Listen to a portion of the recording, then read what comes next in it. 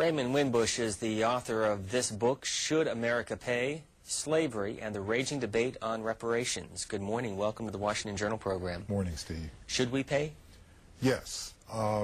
Reparations are as American as apple pie, and there's a history of reparations to several groups in this country. The most recent, which we all know about, it was in 1988 under President Ronald Reagan, where this country paid $1.2 billion to the incarceration of Japanese Americans during World War II. So it's a consistent thread throughout American history and by international law as well.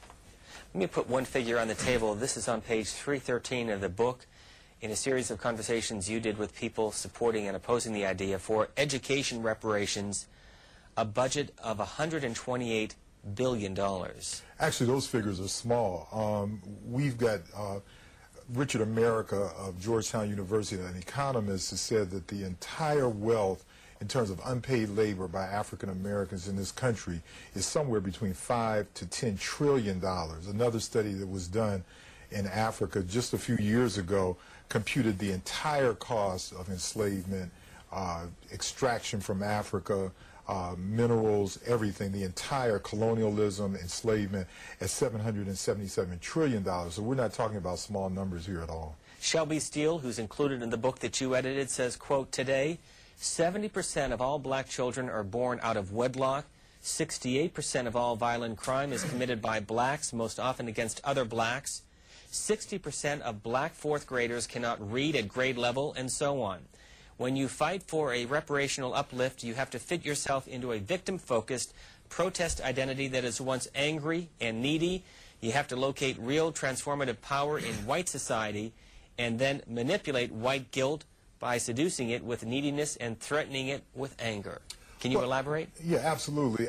I think what Steele and opponents of reparations do is oftentimes fail to connect historical dots, how things that were lead to things that are. And I think with regards to the impact, we want to feel as a country that somehow enslavement has no contemporary impact on African Americans. In fact, it does. And so when we talk about crime rates, when we talk about out of wedlock births and so forth, we don't connect those dots. The other thing I think is that many conservatives have co-opted the use of the term victim. You can be a victim of a tornado and rebuild.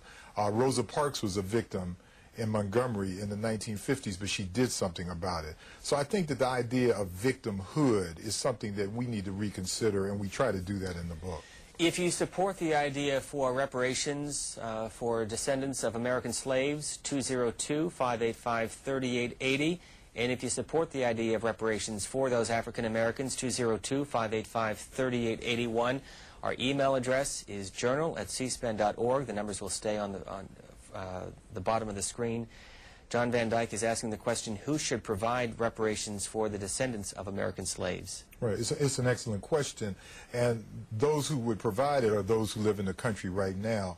One of the biggest oppositions I've heard about reparations as a scholar is that people will say, well, my grandparents didn't own slaves. I had nothing to do with slavery.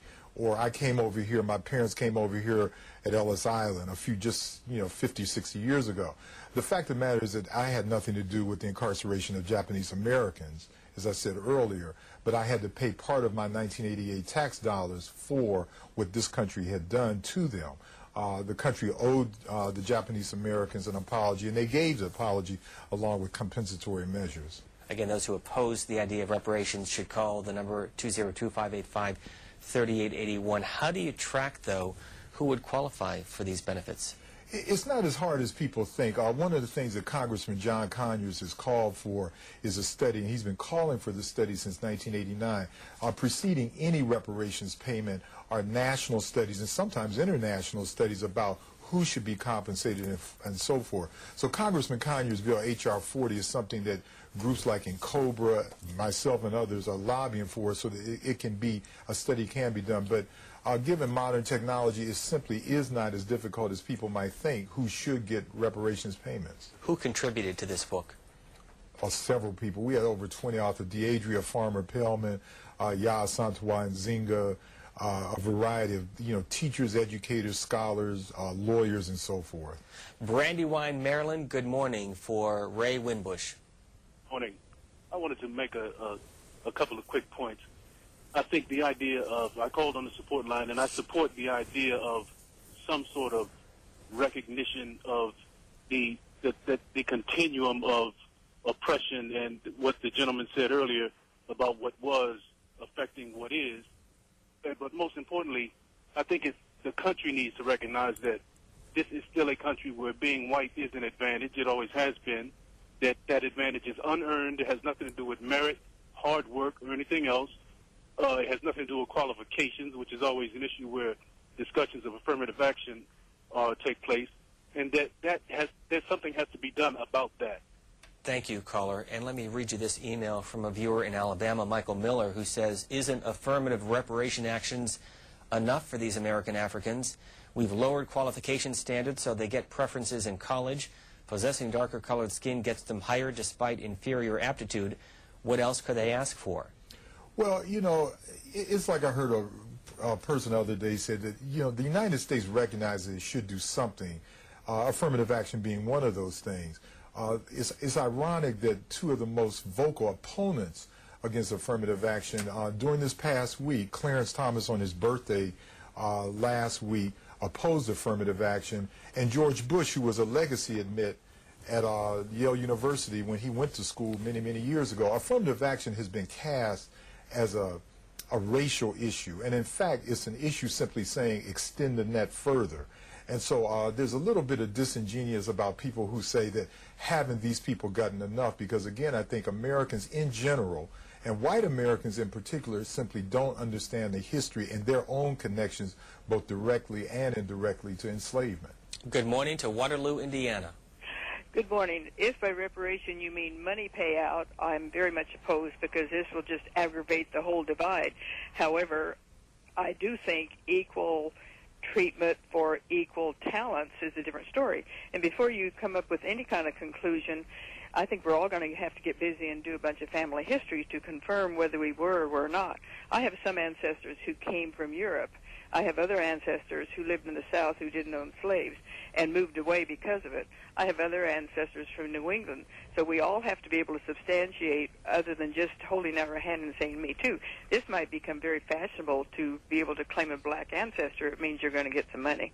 So I think the whole situation needs to be analyzed very thoroughly. Well, I agree with you, and I think that's why Congressman Conyers' H.R. 40 bill is so important in terms of doing a study on enslavement.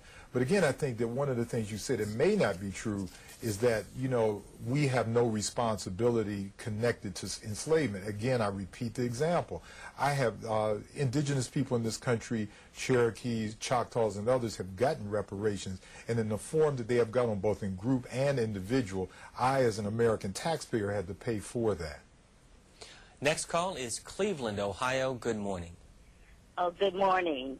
I want to thank Mr. Winbush for his research and his determination in keeping this issue at the fore.